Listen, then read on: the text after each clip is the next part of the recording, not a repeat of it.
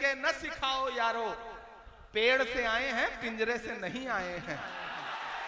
कि दायरे में सिमट के आएगा। मैं कोई नाम नहीं लूंगा, आप बहुत समझदार लोग। एक एक मिसरा, एक एक लफ्ज आपकी धड़कनों की तर्जुमानी करे तो यहां से वहां तक एक एक हाथ उठा हुआ चाहिए मुझे चौथे मिसरे पे। कि दायरे में सिमट के आएगा, हर रवायत से हट के आएगा, हर रवायत से हट के आएगा। आंधियों को जरा खबर कर दो, आंधियों को जरा खबर कर दो, शेर वापस पलट के आएगा, शेर वापस पलट के आएगा, शेर वापस पलट के आएगा। शिवपुर वालों का भी सोचा है आपके खिलाफ साजिशें कितनी हैं, आपके भाई के खिलाफ, आपके मोहब्बत वाले रहनुमा के खिलाफ इतनी साजिशें क्यों हैं। वो मुझे किसी ने किस्सा सुनाया एक दिन कि एक जुगनू जंगल में सुकून से रहता था, शाम होती थी, चमकता था, अपनी जिंदगी सुकून से जी रहा था। एक सांप उसे बैठ के लगातार देखा करता था। एक दिन सांप को पता नहीं क्या सूझा, उसने सोचा ये जुगनू ये तो रोशनी दे रहा है, आज तो इसे निगल ही जाऊंगा। वो उसके पीछे पड़ गया, जुगनू आगे आगे, सांप पीछे पीछे, भागता रहा भागता रहा। जुगनू को लगा मैं कितना भागूंगा, फिर उसने सोचा मुझे पलट के पूछना चाहिए इस सांप से कि भाई क्यों, दुश्मनी क्यों। वो पलटा, उसने सांप से कहा भाई तुम मुझे निगलना चाहते हो, निगल लेना, मेरे दो सवाल हैं उसका जवाब दे दो। तो सांप ने कहा अच्छा बताओ। तो जुगनू ने कहा ये बताओ तुम जिस तरह की चीजें खाते हो क्या मैं उसमें आता हूं। तो सांप ने कहा नहीं। तो जुगनू ने कहा सांप से ये बताओ मैंने तुम्हारा कोई नुकसान किया है। तो सांप ने कहा नहीं। तो जुगनू ने कहा कि जब मैं तुम्हारी पसंदीदा खाने वाली चीज भी नहीं हूं, मैंने तुम्हारा कोई नुकसान भी नहीं किया है, तो तुम मुझे मारना क्यों चाहते हो। सांप के जवाब पे यहां से वहां तक आपकी तालियां बजे। सांप ने कहा मैं तुम्हें इसलिए मारना चाहता हूं क्योंकि तुम चमकते बहुत ज्यादा हो। दरअसल इस दौर में चमकना ही सबसे बड़ा कसूर है, इस दौर में बोलना ही सबसे बड़ा कसूर है, इस दौर में मजलूमों के साथ खड़ा होना ही सबसे बड़ा कसूर है। लेकिन मैं इसलिए जिंदा हूं कि मैं बोल रहा हूं, मैं इसलिए जिंदा हूं कि मैं बोल रहा हूं। दुनिया किसी गूंगे की कहानी नहीं लिखती, डरने से काम नहीं चलेगा, हम डरने वाले लोग नहीं हैं। अमीरे शहर तेरा हुक्म मान ले लेकिन, अमीरे शहर तेरा हुक्म मान ले लेकिन, किसी फकीर की आवाज रोक लेती है। तमाम शहर तेरे हक में बोलता है मगर मुझे जमीर की आवाज रोक लेती है। हम जमीर की आवाज पर बोलने वाले लोग हैं, आगे बढ़ने वाले लोग हैं। मैं एक नज्म सुनाता हूं आपको, इन दिनों पूरे मुल्क में इस नज्म को पढ़ रहा हूं। आपने देखा होगा कि पिछले 2 साल से हिंदुस्तान की पार्लियामेंट में हूं और आपके हर मुद्दे पर वहां लड़ रहा हूं।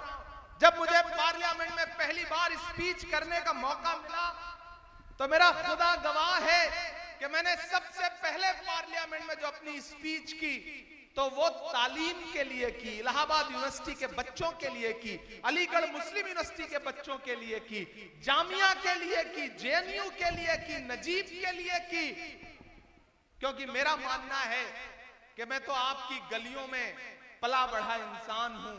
आपकी दुआओं ने इतना बड़ा बनाया कि आज हिंदुस्तान के सबसे बड़ी अदालत में, सबसे बड़ी पार्लियामेंट में मेंबर ऑफ पार्लियामेंट बन के बैठा हूं। तो ये आपकी दुआओं की वजह से हुआ है। मैं इन दुआओं का कर्ज उतारने के लिए यहाँ पे आया हूं।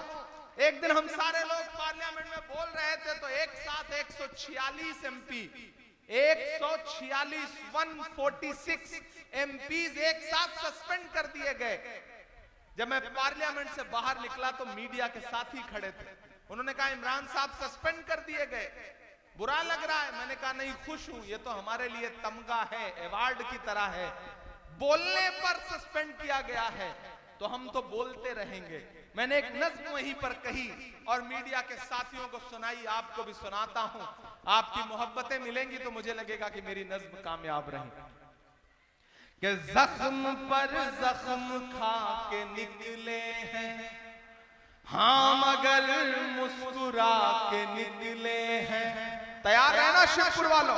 कि जख्म पर जख्म खा के निकले हैं, हाँ मगर मुस्कुरा के निकले हैं। सर झुकाने का हुक्म जब आया,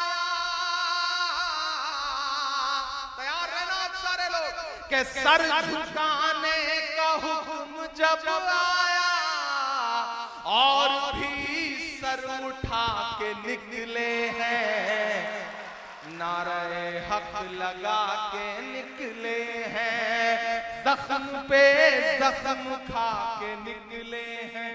इधर जो डाइस पे बैठे हैं मैं इनसे भी गुजारिश करूंगा कि अब अगले 30-35 मिनट मुझे लगना चाहिए कि इधर सामने डाइस पे भी लोग जो बैठे हैं ये बड़े जिंदा दिल लोग हैं। देखिए मेरा मानना है कि किसी भी प्रोग्राम का दो हिस्सा होता है, एक जो 4 फीट ऊंचे स्टेज पे बैठा है और एक वो जो 4 फीट नीचे या तो खड़ा है या बैठा है। लेकिन मैं इनको बड़ा नहीं मानता हूं, मैं मानता हूं कि जो सामने लोग बैठे हैं ये ज्यादा बड़े हैं, ये ज्यादा अहम है। जानते हो क्यों? क्योंकि जिस तरह तराजू होती है, तराजू में 2 पल्ले होते हैं।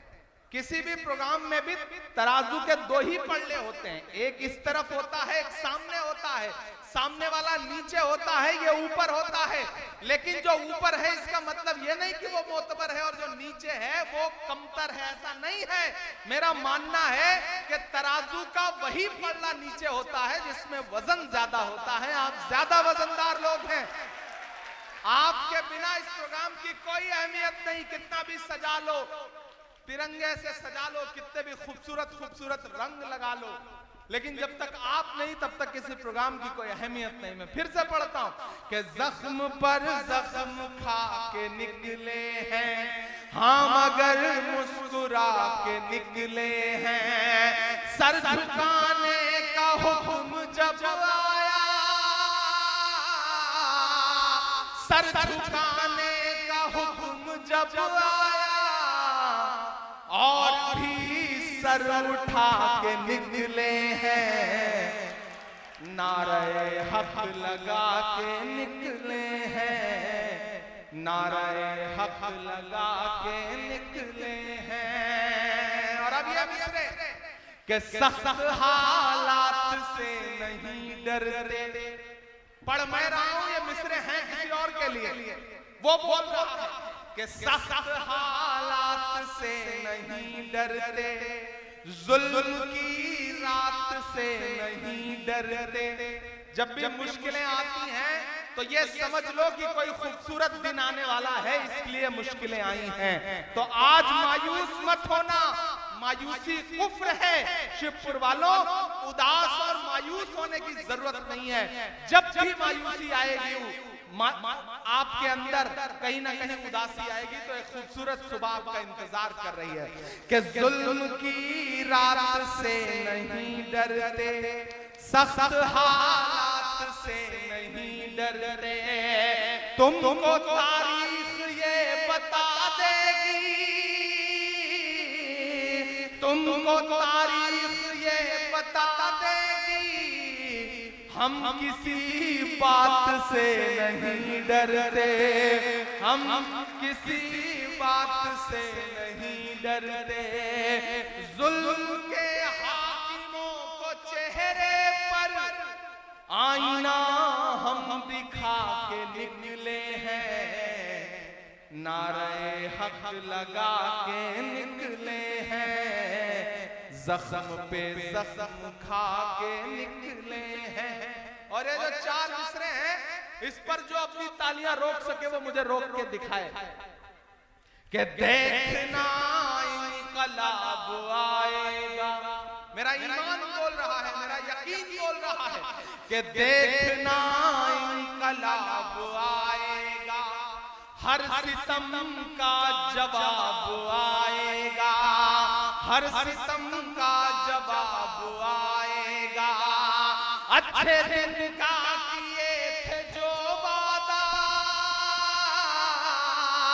अच्छे दिन का किए थे जो वादा, उनका दिन भी खराब आएगा, उनका दिन भी